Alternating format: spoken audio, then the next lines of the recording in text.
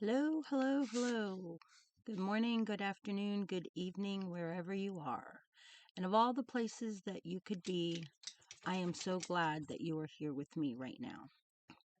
Today's story is about a young woman who lost her life in a very tragic way, a very unnecessary way, and for such a disgusting reason.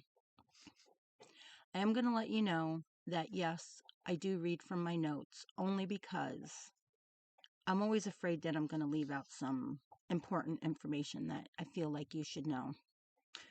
Getting older and I get forgetful, and I just want to give you all the information that I can. So if you see me looking down, that's why. But anyway, born on December 15th, 1980, in Allentown, Pennsylvania, Jessica Padgett was a beautiful, caring, kind-hearted person who was always happy. Jessica went to Whitehall High School, graduating in 1998, and later went to Lehigh Carbon Community College, graduating with a degree in early childhood education. She always prioritized her children over everyone else, and she was known to be quite helpful in the community. Jessica married her husband Michael, who went by Micah, on September 6, 2014, who she was in a relationship with for 8 years prior to getting married. They had three beautiful children, Jaden Flight, Colton Paget, and Lexan Paget.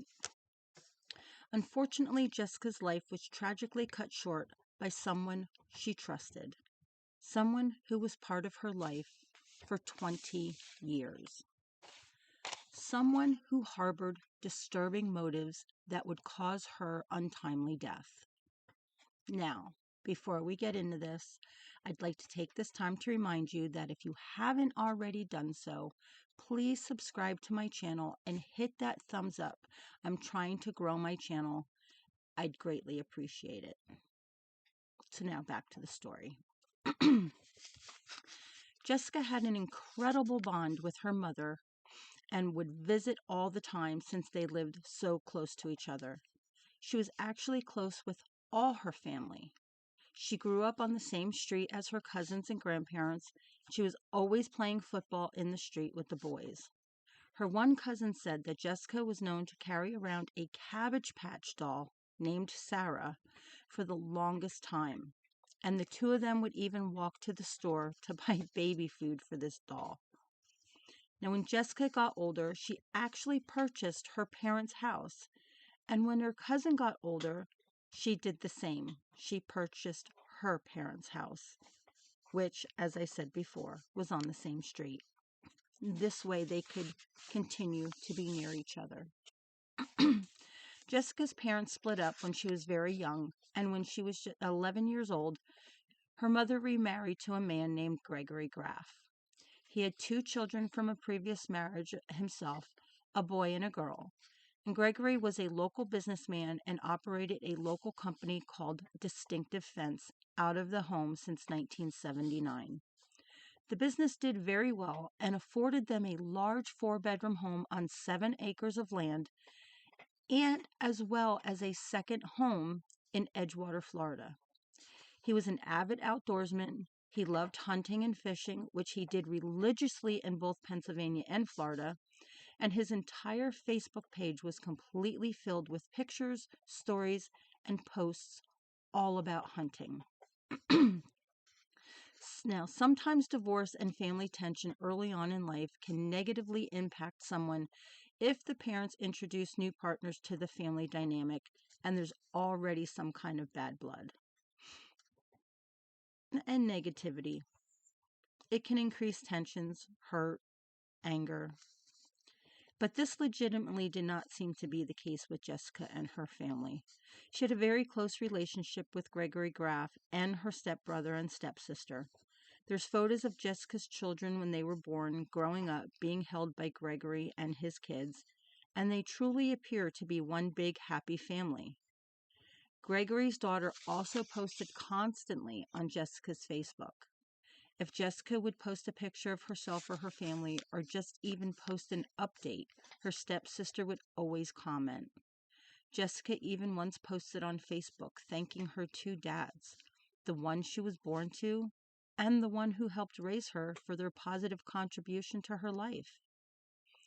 Now, September 6, 2014 started just like any other day.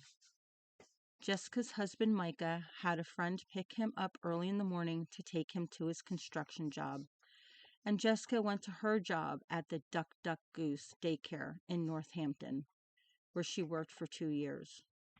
Isn't that the cutest name, Duck Duck Goose daycare? It's just so cute. Anyway, she absolutely loved her job, and it was great for her because she was able to take her 2-year-old child to work with her. According to her coworkers, Jessica's stepfather, Gregory, repeatedly called Jessica at work that day, over and over again, which was not normal, stating he needed help with something on his computer. Jessica was getting flabbergasted, and finally she needed to send a fax anyway that day, and she the fax machine at her job was out of commission. She asked her boss if she could take her half-hour lunch break to go help her stepdad and to send her fax. Her boss was totally fine with that, and Jessica left work at 12:50 p.m. that day, leaving her 2-year-old son there, since she was going to be right back to work. She wasn't going to be long at all. But Jessica never returned to work. And at about 2 p.m., her boss and her coworkers thought this was rather strange that she hadn't returned, especially since she said she wasn't going to be long at all, and she never called to say that she was running behind or that anything was wrong. They tried calling her, but they never got an answer. So they called her husband, Micah, and asked him if he had heard from Jessica or knew where she was, and he didn't, and he was very concerned because she was not the type to be out of contact with anyone. Plus, their child, who was still at the daycare, she would never just leave him there and not be in contact. And also, he said that he did talk to her on the phone when she left work, literally just minutes after she left work from the daycare, but he hadn't talked to her since then. Micah called Jessica's mother, Danelle, to see if she's seen or heard from her, only to learn that Danelle was in Florida picking out carpet for her and her husband's vacation home down there. She told Micah to call Gregory, Jessica's stepfather, and check with him. And meanwhile, she was going to catch the next flight out of Florida back home to Northampton because she immediately knew that something was wrong. This was totally out of character for Jessica. Now, Gregory told Michael that Jessica never stopped by that day. Micah, extremely worried at this point, called the police. Police questioned everybody, and when they initially questioned Gregory, he said that he never seen Jessica that day. Now, he did say that Jessica asked him if she could use the fax machine, but he said he was out running errands that day, that morning, but that it was possible that she let herself in to use the fax machine since she did have her own key to the house. But later, he said the fax machine in his home was not working and hadn't been for a while. So, contradiction there. Anyway, interesting, because later in their investigation, they seen that the last fax that was sent from his machine was that day at 1 p.m. that day, and it had Jessica's name on it. So the machine was working. Interestingly, Gregory even provided an alibi and claimed that he had an appointment at Harhart's garage, and even asked a neighbor to drop him off near the parking lot. He also insisted that he shopped at a nearby supermarket for some time and had nothing to do with Jessica's disappearance. The investigators were able to prove the whole alibi false, as both the garage and the neighbor denied meeting Gregory on the day of Jessica's disappearance. And CCTV cameras showed him driving right past the supermarket, never stopping inside. Nor did he stop at the gas station. He did then, however, go on to make comments about how Jessica had poor taste in men and that she attracted losers and that he did not like her husband, Micah. Now, when police questioned Micah, he stated he was picked up for work that morning by a friend and his truck was left at home and he didn't have access to his truck until after 2 p.m. that day. When his coworkers were questioned, they all confirmed that Micah was at work all day, including at the time that his wife went missing. There was never a point he was at work that his whereabouts could not be confirmed. Now, Jessica's sister Christy said that Jessica sent sent her a Facebook message within minutes of Jessica leaving work that day. Christy saying that she was 9 months pregnant, and Jessica wrote that she couldn't wait to see her niece being born. Gregory's employees verified he was home when they stopped by later for their paychecks, and that he was in a good mood and that he was joking around. The initial investigation into Jessica's disappearance was challenging as the police did not have a lot of witnesses or leads to work with. The police received the first big break when an officer patrolling the area noticed Jessica's car parked in a nearby Dollar General parking lot.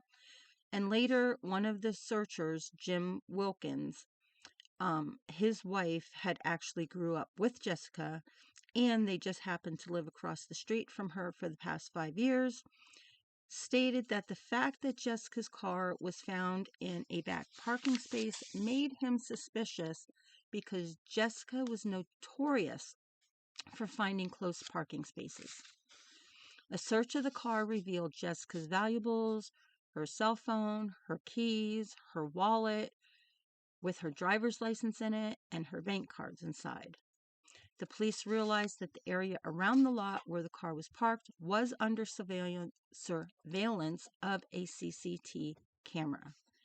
Authorities sifted through hours of footage until they noticed Jessica's car enter the parking lot at 1:13 p.m. that day. However, there were no signs of her. There was, however, a man who appeared to be approximately 6 feet tall get out of the driver's side of Jessica's car. He stood there a short time, and it appeared like he fiddled with the driver's seat, like maybe he was, moving it front or back. He then headed down an alley that was between a magistrate office and a pet store. Now, since Jessica's husband is tall, police did initially suspect the man getting out of the car to be him, but they quickly cleared him of suspicion. With no other leads, police were forced to go back to the original CCTV video. This time, they checked the footage from a different angle on a clearer screen. And this is where they noticed that after the tall figure exited Jessica's car and went down the alley, a white pickup truck could be seen leaving and driving in the direction of Gregory Graff's home. Yes, Jessica's stepfather. Now, this truck just happened to have a distinctive look to it. It was a white Ford F-150 with a camper attached to the back to it with a black stripe on the bottom. And where was this truck later seen? That's right, at the home of Gregory.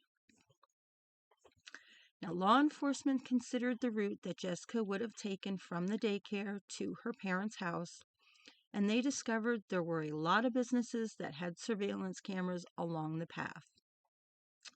Police were able to get video footage from the Exxon gas station located at 2448 Main Street, which was just a half mile from the daycare. At 12:56 p.m., Jessica's car was seen on the footage driving past the station in the direction of her parents' home. The timeline fit Jessica leaving work at 12:50, and it was just approximately 5-minute drive from the daycare to the Exxon. And it would have been expected for her car to be passing by at that time. Timeline fit. It was only a 10-minute drive from the daycare to her parents' house. And Jessica's car was then seen again at 1:10 p.m. driving away from her parents' house back in the direction of the daycare. Only this time, as it was driving by at a high rate of speed. It also cut through the gas station parking lot to avoid a red light. The car was in a hurry.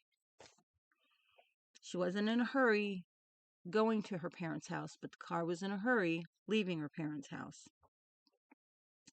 Confident this was not a coincidence, the police carried out a search warrant of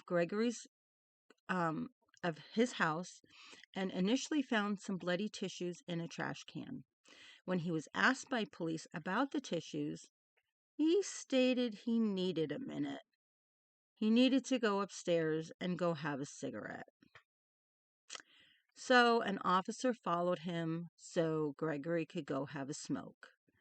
As they were headed upstairs, the officer noticed Gregory's dogs and was like, "Hey, nice dogs." And Gregory was like, "Yeah, they're great dogs. Too bad I'm not going to get to see them anymore." It was at that moment the police knew they had him, and they took him to the station for questioning. And Jessica's mother was watching him being led out to the police cruiser and was just screaming at him to please just tell the police anything he knew. And his response to her was simply, "I love you." And that was the last time she's seen Gregory in person. Apparently, she talked to him. I don't know how many times. She talked to him on the phone, but she never seen him again. At least until his trial. At the police station, Graf almost immediately confessed. He stated that pretty much immediately of Jessica's entering the house and sitting down to send the fax, he shot her in the back of the head. He then drug her body into a bedroom and then immediately drove her car to the Dollar General parking lot where he had previously driven his truck so that it would be there waiting for him. After he returned home, his employees started to show up to pick up their paychecks, obviously them not having any idea what just took place there. Graf said he had 2 cameras set up there in the bedroom where he disgustingly videoed himself having sex with Jessica's deceased body. Let that sink in for a minute. He told police he could not sleep that night, the night that he killed Jessica, and that he stayed up all night incessantly cleaning, just cleaning the same things over and over and over again. He said he later partook in searches for her, but he would literally steer people away from the area that he had put her body. Jessica's husband later stated that when they were out searching and the helicopters were circling Graf's property, he became very nervous and actually wondered out loud if the helicopter had infrared. Now, unfortunately, eventually, after about 5 days after Jessica went missing on November 26, 2014, in a nearby ravine behind a shed on her parents' property is where Jessica's body was recovered, wrapped in a bloody comforter. And when Jessica's body was found, the family released a statement thanking law enforcement, the media, and the public for their efforts, and they said of Jessica's murder, "We are devastated by the loss of Jessica. She was a beautiful, vibrant young woman who was loved by her family and friends. The world shines less bright today. Now, a week after Jessica was murdered on December 3rd, 2014, approximately 400 people lined up outside of her funeral service to pay their respect. A pamphlet handed out at the funeral contained a quote written by Jessica's husband that read, "Jess, you will always be my forever."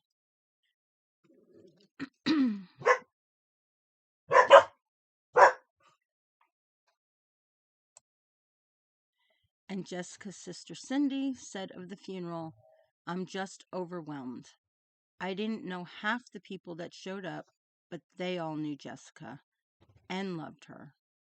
I think she's smiling down from heaven at all the friends she's made over the years, and the amount of people that Jessica touched over her life bewildered her family."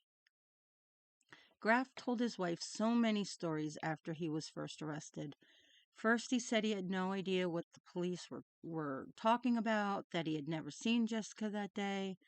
Then he told her that yes, he did come home from being out that day, and that he found Jessica's car in the driveway, and that there was blood in the car, and he immediately panicked, so he drove the car to the Dollar General because he got scared that he would be suspected of whatever happened to her.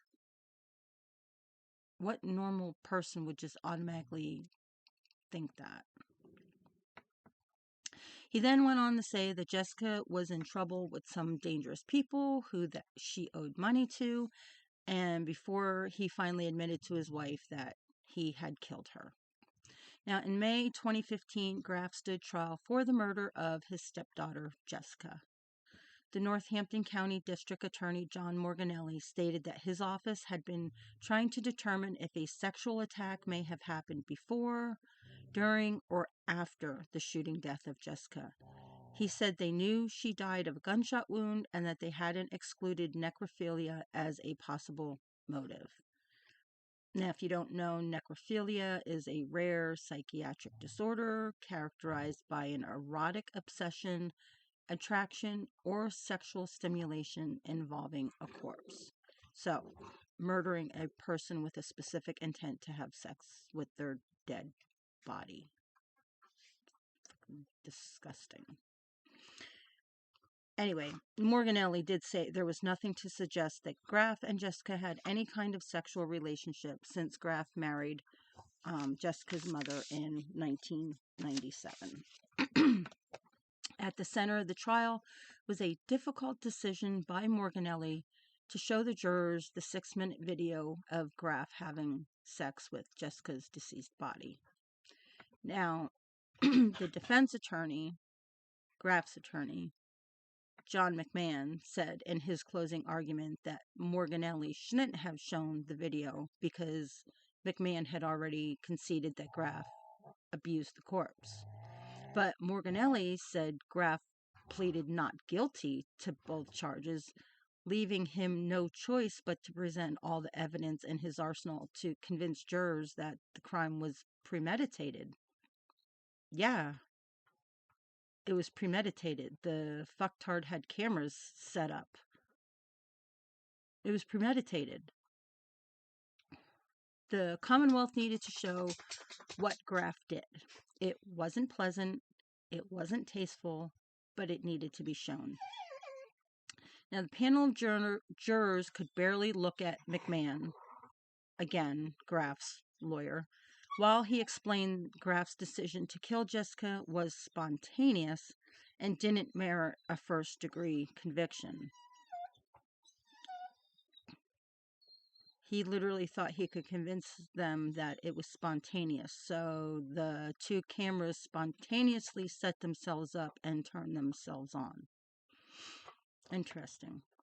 McMahon argued that no rational person would plan the killing in the middle of the day in his office when employees were going to be coming in and out for the day to get their paychecks. Well, a rational person wouldn't plan a murder. He said a rational person wouldn't ask an employee to give him a ride to the site where he planned to stash Jessica's car later. thus allowing the employee to testify what Graff had done. He's not a complete moron. Well, yeah, apparently he is. Thankfully, Morganelli said Graff didn't consider that police would find blood that soaked through his mattress or through his carpets, and didn't consider that police would find video evidence of him buying sex toys the day before the crime, and surveillance video of him stashing Jessica's car. Even if jurors bought McMahon's argument that the crime wasn't planned, all Morganelli needed to show to prove premeditation was the moment that Graff held the gun to the back of Jessica's head and pulled the trigger. He knew what he was doing. The jury deliberated just 6 minutes and convicted Graff of first-degree murder. Judge Stephen Beretta immediately sentenced Graff to life in prison without the possibility of parole, the maximum punishment according to state law. Sorry guys, my dogs are playing. The judge said of Graff's crime, "This is a crime against nature."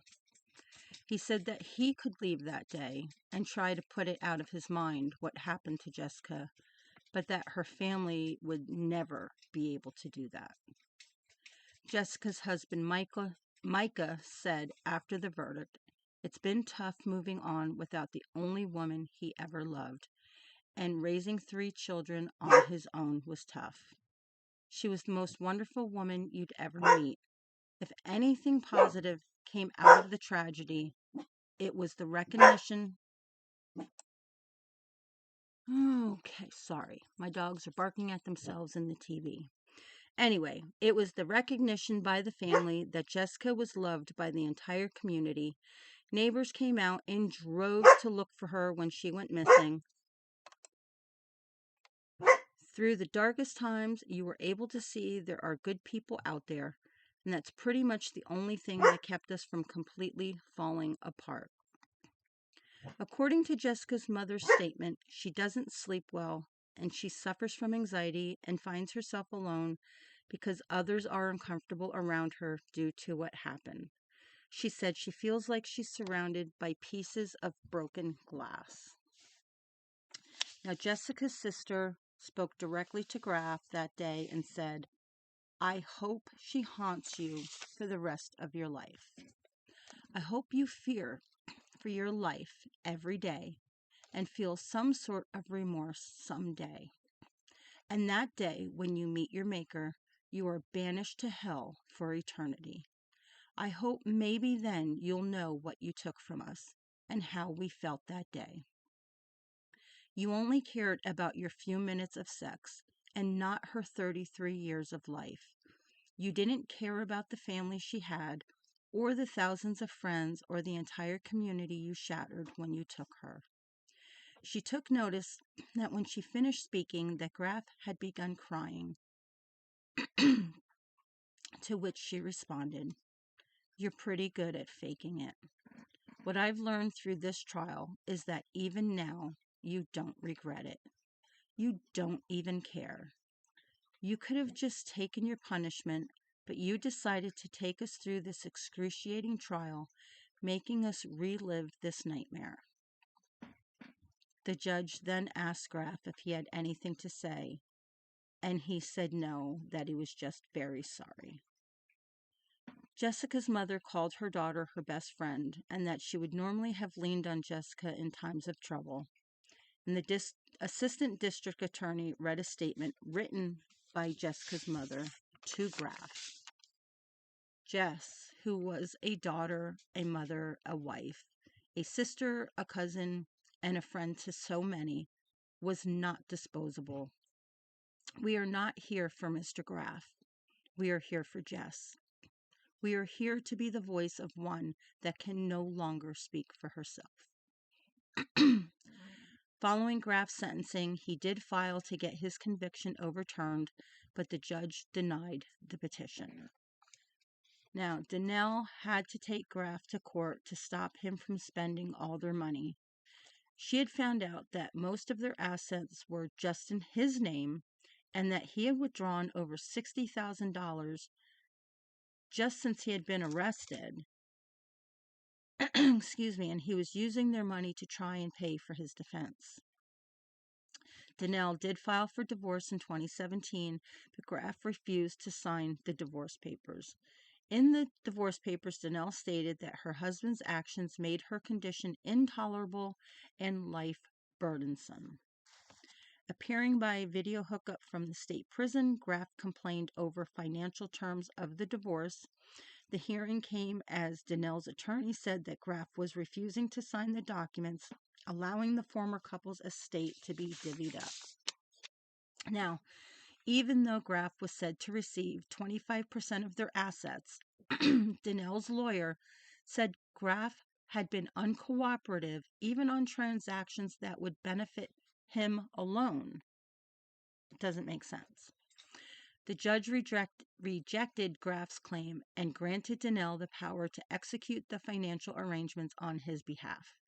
The judge read from a court transcript from when the decree was entered into, when Graff's lawyer said that he had gone over the settlement with Graff item by item. His lawyer said he had a call with Graff that morning about the settlement and the terms, and Graff authorized him to agree to it. Under the settlement, Graff was to receive $130,000 from two mutual funds he had and to get 25% of the proceeds from the sale of the Florida home.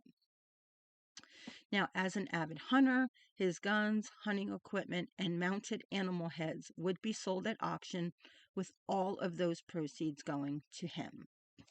In court, Graff offered no rational explanation for why he had been uncooperative. He just wanted to be an asshole. That's what that was about. He also complained over how his fencing company was closed down, and he said his lawyer had discarded him, to which his lawyer said was false. So he complained over his fencing company being closed down. Who the hell did he think was going to be running the fencing company when he was behind bars? Anyway, I wasn't able to find anything about whether or not Graff actually received any of this money and if he got to keep it or not. I hope that he did not get to keep it. Anyway, Jessica's husband did file a lawsuit against Graff. He stated Graff's crime inflicted severe emotional distress against him, and Jessica's family accused him of extreme and outrageous conduct beyond all possible bounds of decency, which is atrocious and utterly intolerable in a civil community. Micah was looking for funeral expenses to be paid, and Jessica's last wages, and her retirement benefits, and punitive damages. Also, that Graff should pay for the family's mental health counseling, which I agree. And I hope that that's where the money went to. I hope that that son of a bitch did not see one red cent. I hope it went to Jessica's family.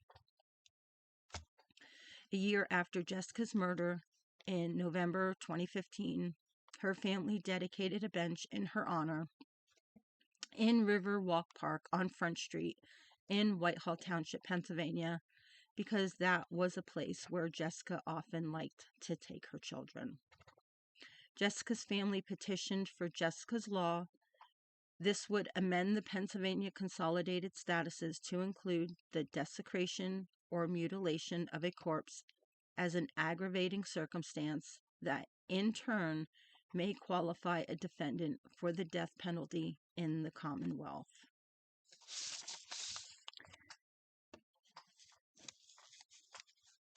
Tragic story.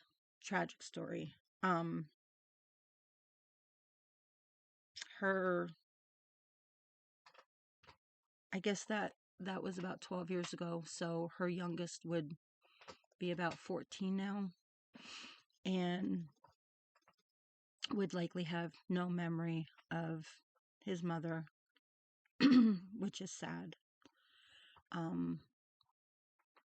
I hope that the family has been able to keep her memory alive, and that my thoughts and prayers are with them even after this being so long ago. So, that's my story today. I'd love to hear your thoughts and comments down below. What do you think of Graf? Did he get what he deserved? I personally think that what he got was too good for him. But, anywho, that's me. So, see you in the next video.